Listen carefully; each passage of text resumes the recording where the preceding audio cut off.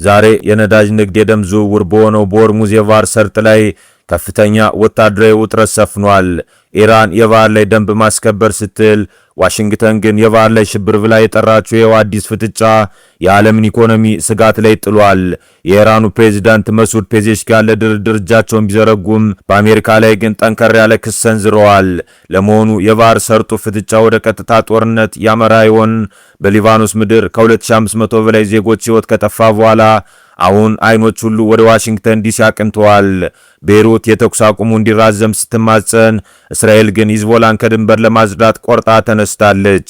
በጋዜጠኞችና በንጹሃን ላይ የሚፈጸመው ግድያ በቀጠለበት በዚህ ወቅት የዋሽንግተኑ ስብሰባ ለቀጠናው የፎይታ ጊዜ ይሰጣል ወይስ ወደ ሰፊው የሊባኖስ ወረራ የሚወስድ መነሻ ይሆናል? በታህሳስ 2026 በሚያሚ ፍሎሪዳ ለሚካሄደው የጂ20 የመሪዎች ጉባኤ አሜሪካ ለሩሲያ በይፋ ግብዣ አቅርባለች።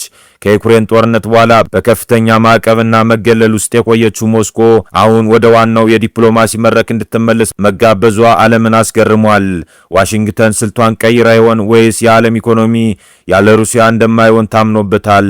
ሰላም ጤና ይስጥልኝ። የእነዚህን አበይት ጉዳዮች ዝርዝር መረጃ አሁን ይዘንላችሁ ቀርበናል። እስከ ፍጻሜው ድረስ ላይክ፣ ሼር፣ ሰብስክራይብ እያደረጋችሁ አብራችሁን ቆዩ። በኢራንና በዩናይትድ ስቴትስ መካከል ለረጅም ጊዜ የዘለቀው ውጥረት አሁን ላይ ወደ ባህር ላይ ወታደራዊ ፍጥጫና የቃላት ጦርነት ተሸጋግሯል።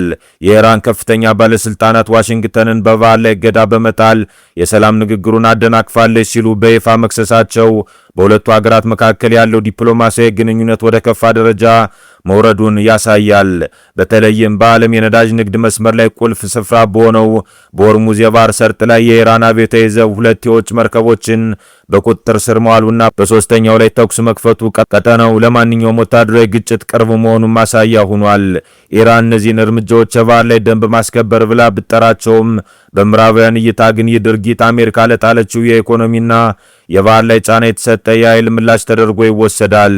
የኢራን አስተዳደር በአንድ በኩል ለንግግርና ለስምምነት ዝግጁ መሆናቸውን በግልጽ የለዘበ ዲፕሎማሲያዊ ፊት ለማሳየት ቢሞክሩም፣ በሌላ በኩል ግን አሜሪካ የገባቸውን ቃል ባለማክበርና የባህር ላይ እገዳ በማድረግ ድርድሩን አደናቅፏል ብለዋል።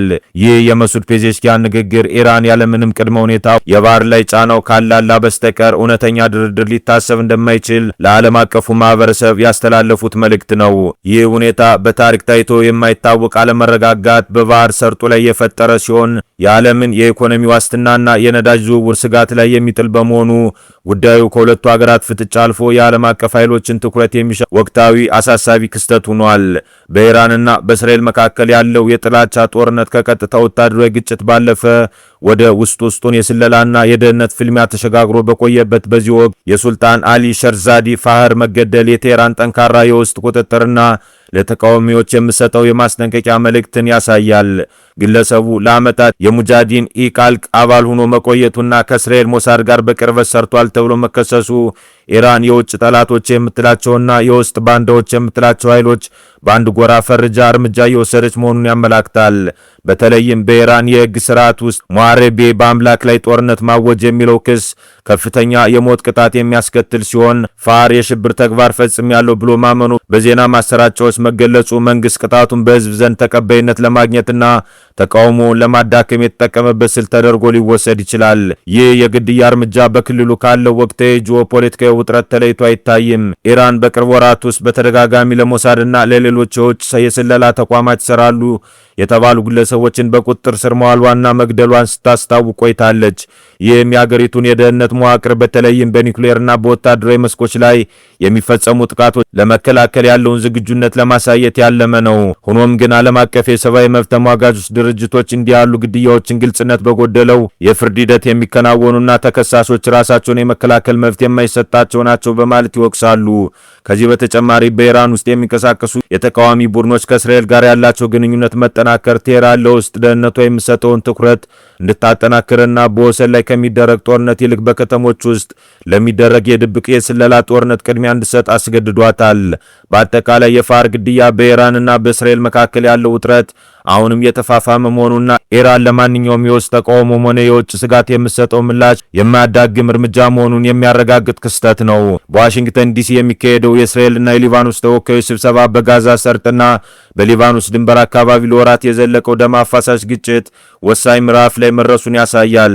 ቤይሩት አሁን ያለውና ጥቂት ቀናት ብቻ የቀሩት የተኩስ አቁም ስምምነት ለአንድ ወር እንዲራዘም የጠየቀችው በመሬት ላይ እየደረሰ ያለውን ሰብአዊ ቀውስ ለማርገብና ለዲፕሎማሲያዊ መፍትሄ ሰፊ ጊዜ ለመስጠት ቢሆንም የድርድሩ ሂደት ግን በውስብስብ ወታደራዊና ፖለቲካዊ ፍላጎቶች የተተበተበ ነው ተብሏል። በተለይም ሂዝቦላ በአሜሪካ አሸማጋይነት በሚደረግ ቀጥተኛ ያልሆነ ድርድር ለመሳተፍ ፍንጭ መስጠቱ ቡድኑ ከእስራኤል በኩል እየደረሰበት ያለውን ወታደራዊ ጫና ለመቋቋም ወይም ስልታዊ የጊዜ እፎይታ ለማግኘት እየሞከረ መሆኑን ያመላክታል።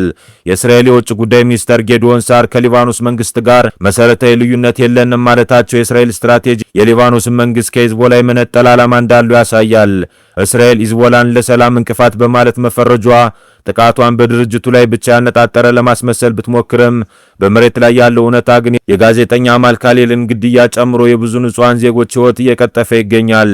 የተኩስ አቁም ስምምነቱ ባለበት ወቅት እስራኤል በደቡብ ሊባኖስ ድንበር ላይ የምታከናውነው የቤት ማፍረስና ወታደራዊ ይዞታውን የማስፋት እርምጃ ድርድሩ ከወረቀት ባለፈ በመሬት ላይ ያለውን ውጥረት የመቀነስ አቅሙን ጥያቄ ውስጥ የሚጥል ነው። ከ2500 በላይ ሰዎች የተገደሉበት ይህ ጦርነት አሁን በደረሰበት ደረጃ በዋሽንግተኑ ንግግር ስምምነት ላይ መድረስ አለመቻል ቀጠናዊ ቀውሱን ወደ ከፋ ደረጃ ሊያሸጋግሩ ይችላል።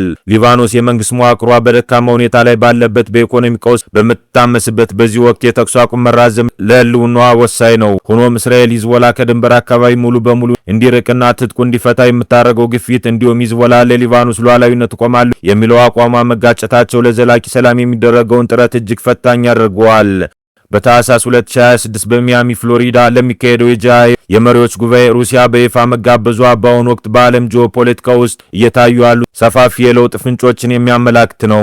ይህ ግብዣ በተለይ በሩሲያ ዩክሬን ጦርነት ምክንያት በምዕራባውያንና በሞስኮ መካከል ያለው ግንኙነት እጅግ በሻከረበትና ሩሲያ ከተለያዩ ዓለም አቀፍ መድረኮች ተገላ በቆየችበት ወቅት መቅረቡ ለዲፕሎማሲው መስክ አዲስ ምዕራፍ ሊሆን ይችላል።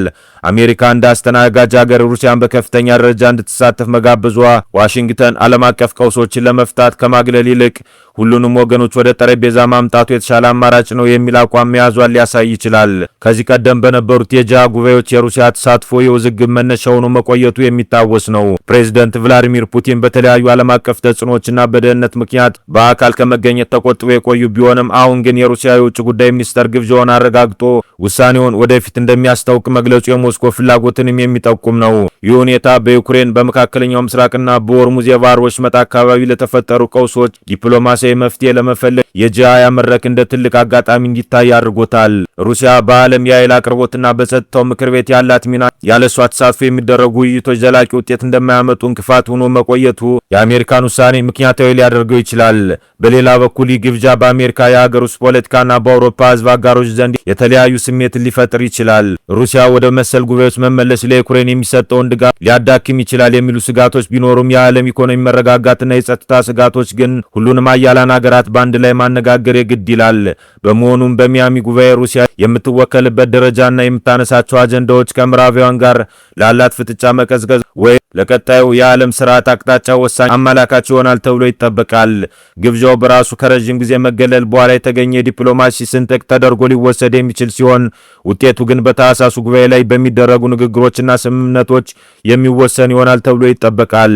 ለዛሬ ያዝንላችሁ ዓለም አቀፍ መረጃዎች እነዚህን ይመስሉ ነበር። ቪዲዮውን ላይክ ማድረጋችሁና ለሌሎች እንዲደርስ ሼር ማድረጋችሁን አትርሱ። አዳዲስና ወቅታዊ መረጃዎች በፍጥነት እንዲደርሷችሁ ደግሞ ቻናላችንን ሰብስክራይብ በማድረግ የደወል ምልክቷን ይጫኑ። በቀጣይ መረጃ እስከምንገናኝ ድረስ ሰላም ቆዩ።